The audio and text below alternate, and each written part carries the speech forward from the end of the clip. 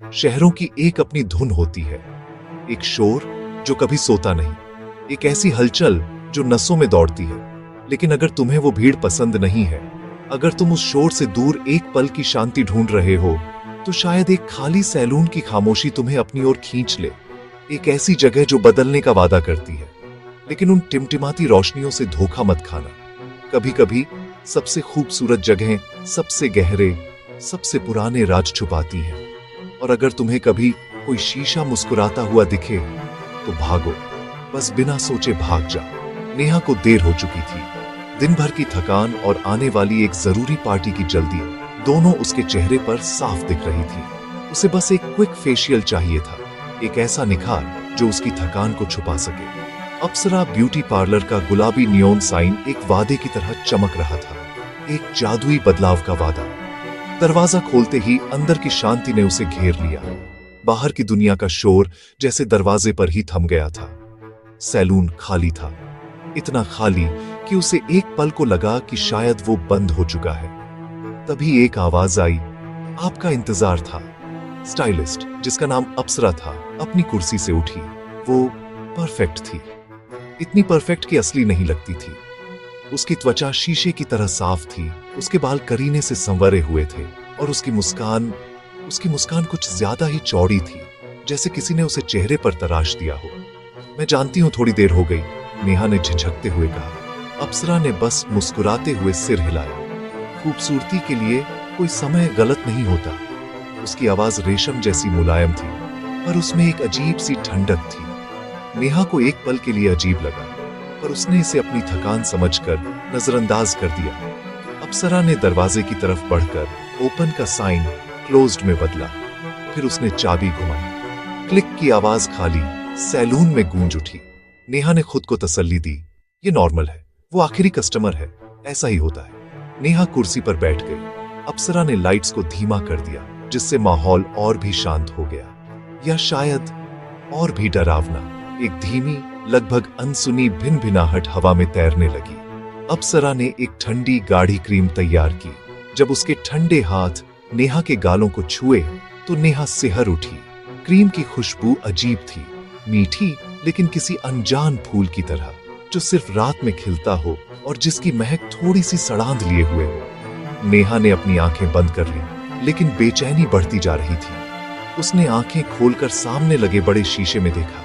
सब कुछ वैसा ही था, पर फिर भी कुछ अलग था। शीशे में दिख रही अप्सरा की मुस्कान, क्या वो असलियत से थोड़ी ज्यादा चौड़ी थी? और शीशे के कोनों पर क्या वो हल्की सी धुंध थी, जैसे किसी ने उस पर धीरे से सांस छोड़ी हो? ये शीशा हमेशा से यही था। इस शहर की पुरानी कहानियों में इसका जिक्र मिलता है। कहते हैं ये कोई आम आईना नहीं है। ये खूबसूरती को देखता है, उसे सराहता है और फिर उसे अपने अंदर खींच लेता है। ये एक भूखा शीशा है, एक ऐसा आईना जो उधार ली हुई खूबसूरती पर जीता है। सालों से, दशकों से इसने अनगिनत चेहरे देखे हैं। इसने उन चेहरों से उनकी चमक, उनका नूर, उनकी जवानी चुराई है। लोग कहते हैं कि जो भी इसमें बहुत देर तक देखता है, वो अपनी थोड़ी सी खूबसूरती वहीं छोड़ आता है।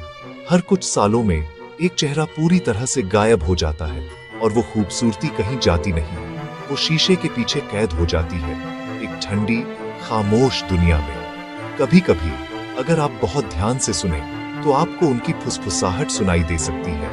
वो औरतें जिनकी सुंदरता चुरा ली गई थी, वो अब भी वही हैं, इंतजार कर रही हैं, और वो फुसफुसाती हैं, हम अपना वापस ले लेते हैं। अचानक दरवाजे का हैंडल जोर से खड़का। नेहा उछल पड़ी। उसने देखा, दरवाजे का डेडबोल्ट अपने आप घूमकर लॉक हो गया। अब भागने का कोई रास्ता नहीं था। वो इस खामोश कमरे में कैद हो चुकी थी। नेहा ने घबराकर शीशे में देखा, और इस बार कोई शक नहीं था। उसका अक्स अब अकेला नहीं था। उसके पीछे दर्जनों चेहरे उभर आए थे। पीली पड़ चुकी औरतें जिनकी आंखों में कोई चमक नहीं थी, सिर्फ खालीपन और एक अजीब सी भूख थी। वो सब नेहा को घूर रही थी। शीशे के पीछे फंसी हुई चुराई हुई सुंदरियां। नेहा चीखना चाहती थी, पर उसकी आवाज गले में ही फंस गई। उसने कुर्सी से उठकर भागने की कोशिश की, लेकिन एक अनदेखी ताकत उसे वापस खींच रही थी। शीशा उसे अपनी ओर खींच रहा था। और फिर अप्सरा हंसी। वो एक अकेली हंसी नहीं थी, वो दर्जनों आवाजों का एक कोरस था जो शीशे के अंदर से गूंज रहा था। वो सूखी, सर्द हंसी जो सालों की कैद के बाद आजाद हुई थी। और उन सभी आवाजों ने एक साथ कहा, हम अपना वापस ले लेते हैं। सुबह हुई, शहर अपनी नींद से जागा। अप्सरा ब्यूटी पार्लर का शटर धीरे धीरे ऊपर उठा। अंदर की खामोशी अब और भी गहरी लग रही थी, जैसे उसने रात के राज को अपने अंदर सोख लिया हो। नेहा की कार रात भर वहीं खड़ी रही, उसका इंतजार करती रही। अंदर उसका पर्स और पानी की बोतल गवाही दे रहे थे कि वो यहीं कहीं है। लेकिन नेहा गायब थी, जैसे कभी थी ही नहीं। पुलिस आई, सवाल पूछे गए, लेकिन कोई जवाब नहीं मिला। कोई जबरदस्ती घुसने का निशान नहीं, कोई सुराग नहीं, बस एक और लड़की जो शहर की भीड़ में खो गई। केस को असंभव मानकर बंद कर दिया गया, लेकिन कहानियां कभी बंद नहीं होती। आसपास के लोग फुसफुसा रहे थे। वो जानते थे, वो हमेशा से जानते थे। वो एक दूसरे को वही पुरानी चेतावनी दे रहे थे जो उनके बड़ों ने उन्हें दी थी। एक चेतावनी जो अब एक और गुमशुदा चेहरे के साथ और भी सच्ची लग रही थी। उस आईने से दूर रहो, वो कहते, वो तुम्हारी खूबसूरती पी जाएगा। कुछ हफ्तों बाद अप्सरा फिर से खुल गया। एक नई स्टाइलिस्ट, एक नया चेहरा, एक नई लड़की अंदर आई, पार्टी के लिए तैयार होने। वो कुर्सी पर बैठी और आईने में खुद को देखा। वो कहते हैं, खूबसूरती एक तोहफा है, लेकिन कुछ जगहों पर ये एक कर्ज बन जाती है और उस कर्ज को चुकाना पड़ता है। इसलिए याद रखना, कभी किसी शीशे को बहुत देर तक अपनी तरफ मत देखने देना, क्योंकि उसे एक पल के लिए लगा कि आईने में उसका अक्स मुस्कुराया। एक ऐसी मुस्कान जो उसकी नहीं थी, खासकर अगर वो शीशा मुस्कुरा रहा हो।